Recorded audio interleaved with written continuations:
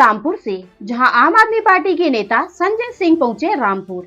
खबर के बारे में विस्तार जानेंगे, उससे पहले लेंगे एक छोटा सा ब्रेक के बाद जल्द हाजिर होंगे। इस खबर के प्रायोजक हैं फास्ट को। जल्दी हो जाना तो फास्ट को बुलाना। बाइक से लेकर लग्जरी कार सेल्फ ड्राइव पर उपलब्ध। ग्रुप ट्रेवल के लिए लग्जरी बस भी उपलब्ध।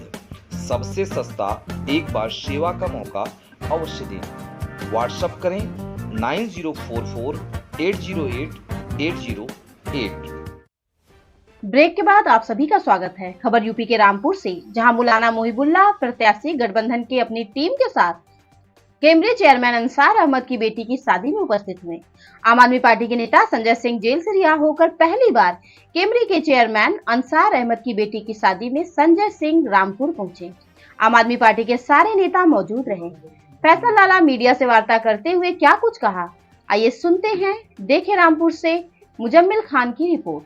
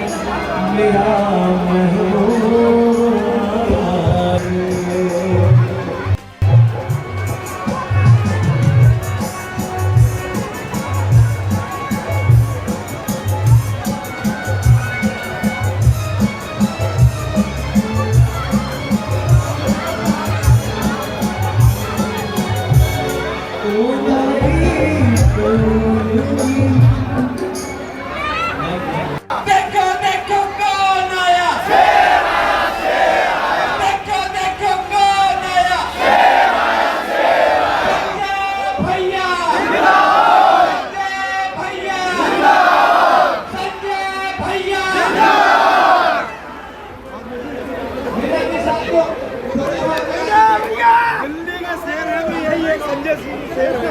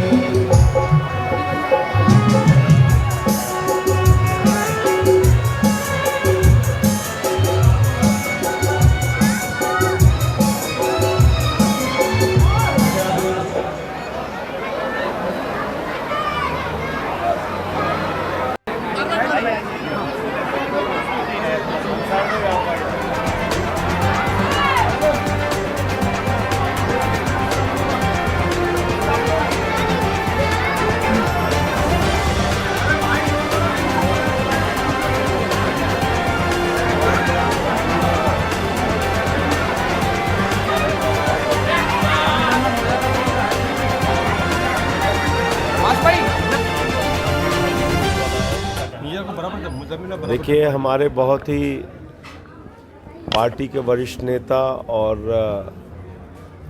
जिनकी पत्नी को केमरी की जनता ने बहुत बड़े अंतर से जिताया, बहुत सारे हमारे सभासद भी जीते। अंसार भाई की बेटी की आज शादी थी। मैं अपनी शुभकामनाएं देने के लिए, मुबारकबाद देने के लिए परिवार को यहाँ पे आया हूँ और ख़ास तौर से रामपुर के लोगों का दिल से आभार व्यक्त करने आया हूं, क्योंकि जब मैं 6 महीने जेल में था, कोई भी ऐसा दिन नहीं हुआ जब रामपुर के लोगों ने अपने खून से राष्ट्रपति को खत न लिखा हो। हर दिन खत लिख के ये कहते थे कि अरविंद केजरीवाल की पार्टी, आम आदमी पार्टी, संजय सिंह ये ईमानदार लोग हैं, इनके खिलाफ आप जो कार्रवाई कर रहे हैं इसको वापस लीजिए। और 6 महीने के बाद मुझे माननीय सर्वोच्च न्यायालय के 3 जजों ने जमानत दी और अच्छा हुआ कि मैं अंसार भाई की बेटी की शादी में आ सका। मैं ऊपर वाले का भी बहुत शुक्रिया अदा करता हूं। और साथ ही साथ आज जो हमारे पार्टी के मुखिया हैं अरविंद केजरीवाल जी, उनके साथ जिस तरह से व्यवहार किया जा रहा है, एक आतंकवादी की तरह, बहुत बड़े अपराधी की तरह उनको जेल में यातनाएं दी जा रही हैं। उनको परिवार से मिलने नहीं दिया जा रहा है। उनको इंसुलिन बड़ी मुश्किल से 23 दिन के संघर्ष के बाद उनको इंसुलिन दी गई। तो ये कितने खतरनाक लोग हैं जो केंद्र की सत्ता में बैठे हुए तानाशाह हैं। आप अंदाज़ा लगा सकते हैं कि 3 बार के चुने हुए मुख्यमंत्री को जो लोगों के लिए दवा का इंतजाम करता है उसको दवा नहीं दे रहे हैं। तो इसलिए हम लोग तो जहाँ जा रहे हैं एक ही अपील कर रहे हैं, 2024 का चुनाव आगे के चुनाव को बचाने का चुनाव है, आरक्षण को बचाने का चुनाव है, संविधान को बचाने का चुनाव है। 2024 का चुनाव अंतिम चुनाव है। अगर इस देश की जनता नहीं जागी तो आगे हमारे वोट का अधिकार नहीं होगा। अभी सूरत से तो शुरुआत हुई है।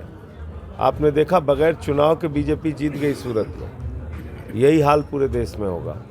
आपने देखा चंडीगढ़ में कैसे बेईमानी करके जीते हैं लोग। देखा आपने कि देश की अलग अलग सरकारें तोड़ तोड़ के गिराई इन लोगों ने। तो ये मौका है, सब लोग मिल के इस तानाशाही का अंत कीजिए, वरना ये जो वोट का अधिकार है वो भी आपका छिन जाएगा।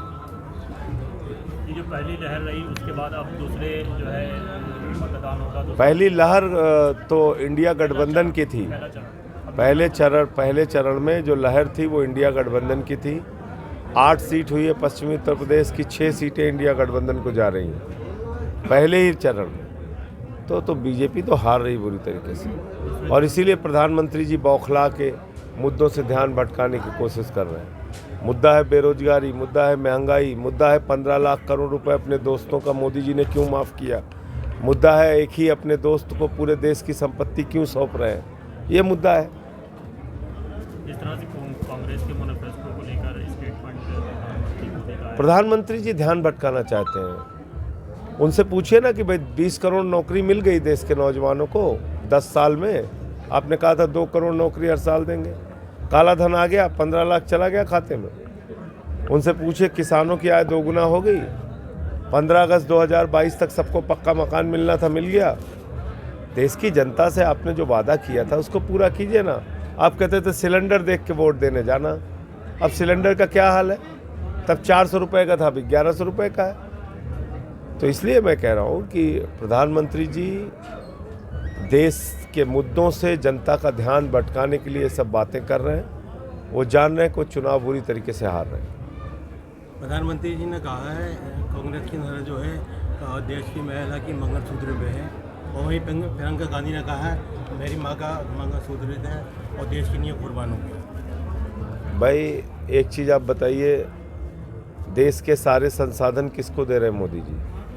कोयला किसको दिया? अडानी को। गैस किसको दिया? अडानी को। बिजली किसको दिया? अडानी को। पानी किसको दिया? अडानी को।